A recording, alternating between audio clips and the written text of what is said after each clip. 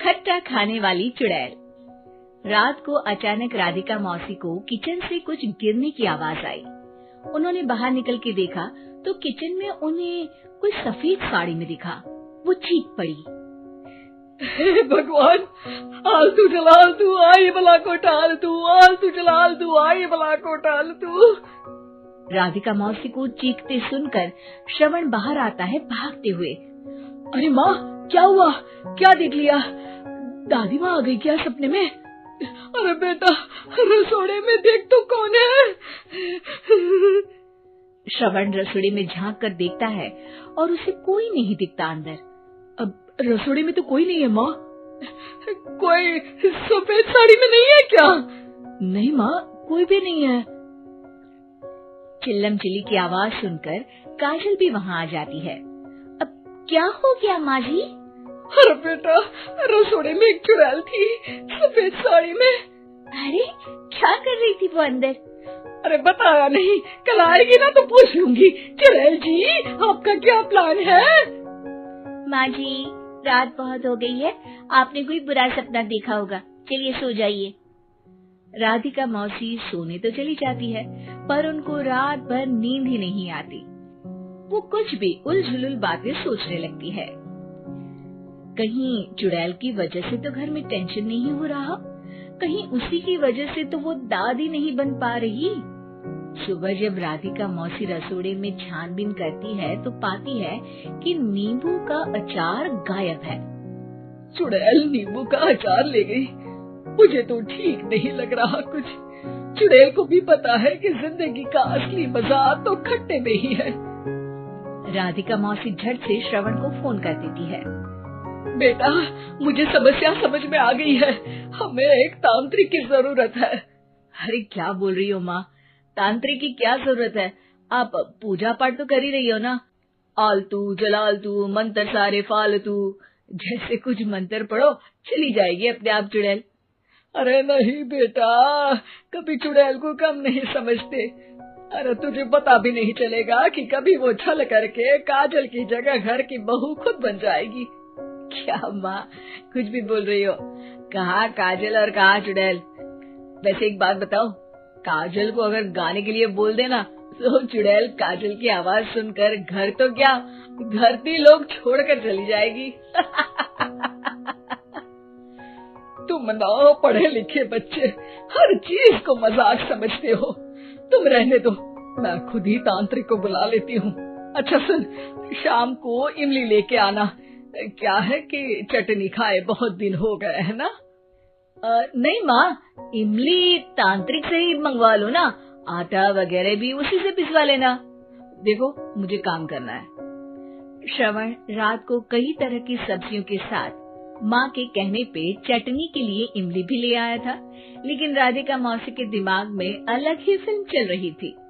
उन्हें अब सिर्फ शक ही नहीं यकीन होने लगा था कि शायद चुड़ैल ने श्रवण पर अपना जाल बिछा दिया था, जिस वजह से श्रवण उनकी बात ही नहीं मान रहा था। पर कोई नहीं, आने वाली रात में राधिका मौसी खुद तैयार हो गई चुड़ैल को पकड़ने के लिए। रुद्राक्ष की माला, तुलसी का पत्ता, हनुमान चालीसा सब हाथ के पास ही था, बस चुड़ैल का इंतजार था। और जैसा राधिका मौसी ने सोचा था वैसा ही हुआ। वो चुड़ैल उस रात भी आई, पर वो राधिका मौसी से तेज निकली और राधिका मौसी के उससे पकड़ने के पहले ही वो भाग खड़ी हुई। जरूर बहू पे साया है उस चुड़ैल का, तभी तो श्रवण के कमरे में गई है। और अगली सुबह राधिका मौसी पिछली रात हुए हमले में किन चीजों का नुकसान हुआ उसका हिसाब लगा रही थी। उनके खेमे से एक आम के अचार की शीशी भी गायब हो चुकी थी और वो इमली भी जो कल श्रवण लेकर आया था। राधिका मौसी इस बारे में सोच ही रही थी कि श्रवण जल्दी से रसोड़े में आकर दवाइयों की पोटली ढूंढने लगता है। अरे बेटा, क्या हो गया? अब माँ, वो काजल की तबीयत खराब है, बहुत घबराहट हो रही है उसे। हे भगवान, मैंने पहले ही कहा था कि तांत्रिक को बुला लेते हैं, पर नहीं। अब देखो, उस चुड़ैल ने काजल को अपने वश में करना शुरू भी कर दिया है। हालांकि श्रवण भूतों में विश्वास नहीं करता था, पर अब वो भी डर जाता है और राजी हो जाता है एक तांत्रिक को बुलाने के लिए। कुछ ही घंटों में तांत्रिक आ जाते हैं और राधिका मौसी तांत्रिक जी को सब बता देती है। घोर संकट, घनघोर संकट, चुड़ैल को मारू जोर चाकट, ओम भट स्वाहा खटखा के आहा। ये क्या मंत्र है? मेरे खुद के ओरिजिनल मंत्र है, कल रात को ही लिखे हैं, अच्छे लगे तो दाद चाहूंगा। एक और मंत्र सुनो, अर्ज किया है आब्राकडाब्रा, दिल्ली बम्बई आगरा, चंदा मामा सोरले सुरन मामू जारा। ये मंत्र है? अरे कोई 40 वाली सा पढ़ो ना। वक्त कम है, 40 नहीं पड़ेंगे, 20-25 में काम चलाना पड़ेगा। अलग निरंजन जाके लंदन, मुफ्त का मंजान घिस मेरे नंदन। अरे जल्दी करो तांत्रिक जी, जल्दी करो। तांत्रिक अपने उल झलूल मंत्र पढ़ने लगता है। श्रवण को तांत्रिक पे शक होता है। वो अपने एक डॉक्टर दोस्त को कॉल कर देता है ताकि कोई अनहोनी हो तो इमरजेंसी में चीजें मैनेज हो जाए। तांत्रिक धुनी रमाता है, जिसकी वजह से कमरे में काफी धुआं हो जाता है और जिसकी वजह से बहू की घबराहट बढ़ जाती है। अब भागेगी चुड़ैल। हाँ। बहू खांसते हुए धुएं से बचने के लिए बाहर चली जाती है। अरे भाग रही है, भाग रही है। पीछे पीछे श्रवण भी जाता है। बहू एक सोफे पर बैठ जाती है। तभी डॉक्टर दोस्त आ जाते हैं और श्रवण को पानी लाने के लिए कहते हैं। थोड़े चेकअप के बाद डॉक्टर कहते हैं, मेरे हिसाब से जाप का काम पूरा हो गया है। क्या मतलब?